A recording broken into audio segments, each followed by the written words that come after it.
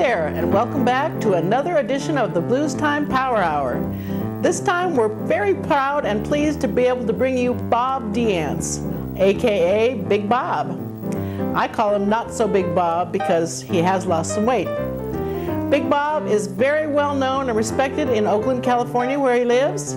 And wherever he plays, he adds a whole lot to the band, as you'll soon see. So without further ado, let's check out Big Bob on the Bluestime Power Hour.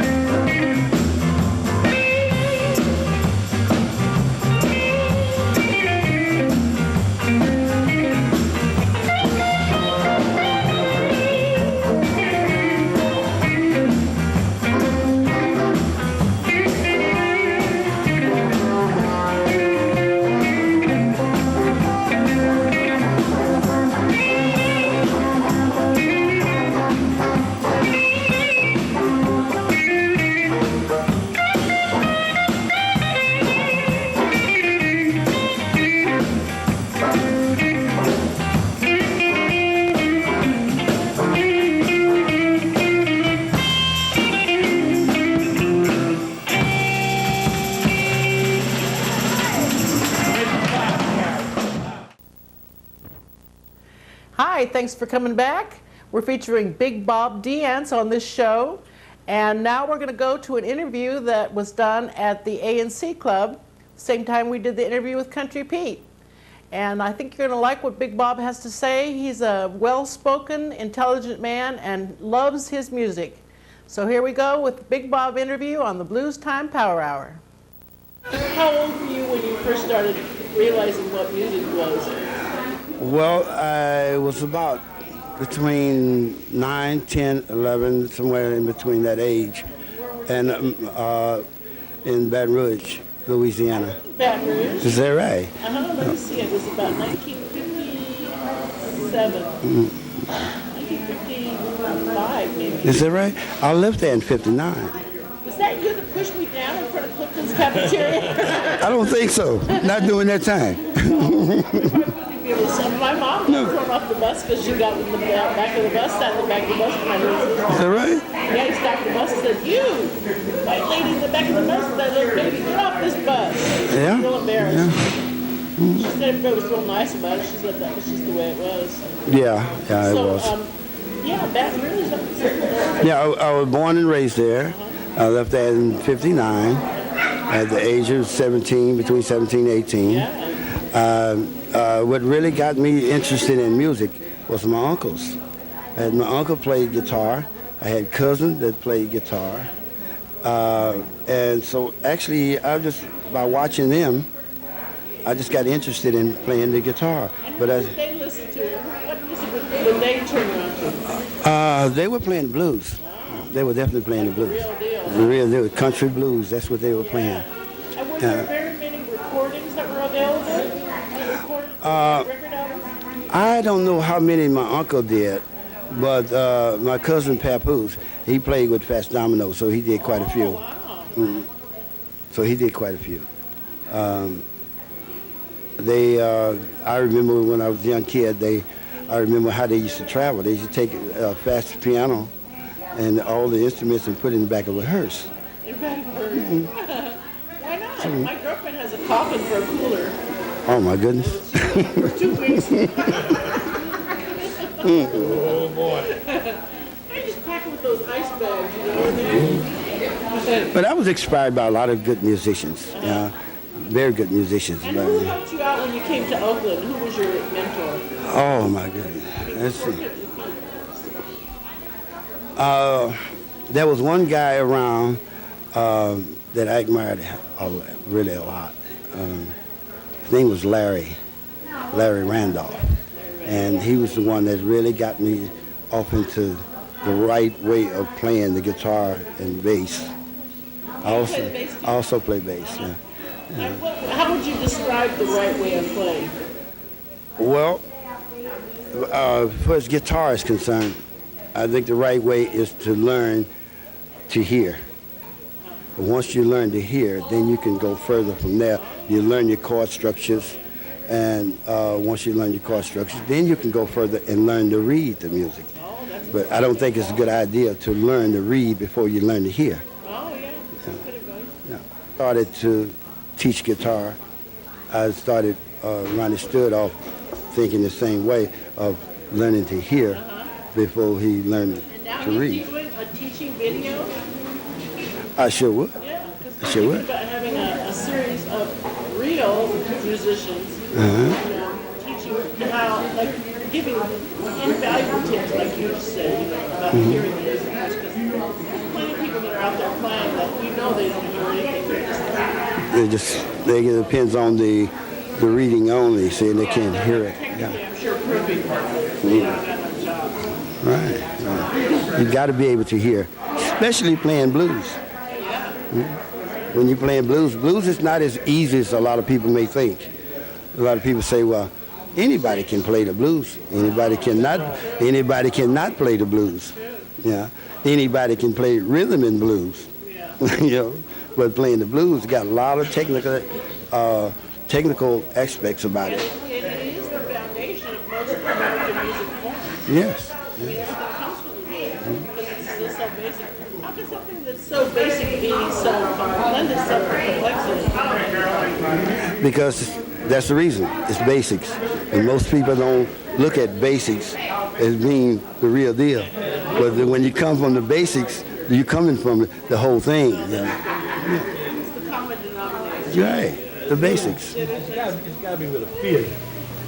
Blues, it has got to be with a feeling. If you don't have the feeling, I mean, what are you doing? Right. Well, you know. hear it and feel it at the same You time. got to. You got to. That's pretty hard, You got to have To yourself. hear something, and it's like you hear it with your heart, and then play from your heart. Yeah, well, that's all part of the feeling. Your heart, your soul. See what I'm saying? Mm-hmm. You got to be able to feel it. You know, if you feel it, somebody else feel it. And also, there's something to be said for Like church. practicing and being able to express yourself. Well, you got to kind of practice and you know, and get the basics and stuff like that. You know, you got to do that.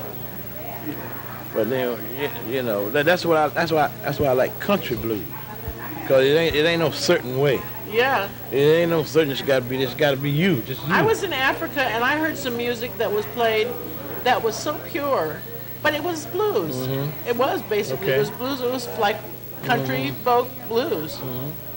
That's Folk what music, yeah. Yeah, it is. It's like folk music, but the chord structuring, to me, being a non-musician, I mean, I tears welled up in my eyes when they played some songs, and it was just the feeling that went along with the notes. That's what you should get. That's the kind of feeling you should get from That's right. Music. And gospel, well, how does gospel music relate to Well, blues? it's then? about the same part feeling, music that with the feeling. You know? Yeah. Yeah, you get happy. Oh, you know, just can't sit down. Yeah, because some people think that blues is just about, you know, oh, I'm brokenhearted, I'm crying in my beer and getting in my, way. I ain't never felt happier before in my life and listen to the blues. Yeah, it doesn't make me feel sad. Me either, by no means. I mean, it might be, the subject matter might not be cheerful, but just the fact that you get it off your chest, everybody's happy about that. There it is. Right? Well, if you overheard somebody talking about your musical ability, if you just finished a set and you felt like you played really good, and you heard somebody talking about you, what would make you feel like you really conveyed musically how you were feeling? Well, if someone says something good, naturally I'm gonna feel good. But if they say something negative, think of Negative about you? I hope not.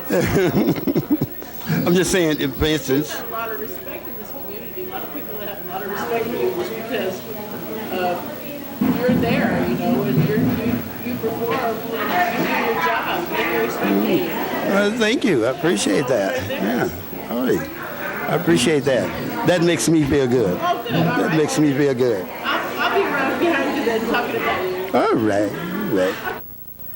See what I mean about Big Bob? He is the nicest guy and sure can play that guitar. We're going to take a little break now, so stay with us and come back on the Bluestime Power Hour for more of Big Bob Deance. Thanks for coming back on the Bluestime Power Hour. Now we're going to go around to the other side of Oakland, over by the lake, to the Fifth Amendment, and hear some more of the great guitar playing of Big Bob Deance. So I hope you enjoy it, and I know you will, on the Bluestime Power Hour.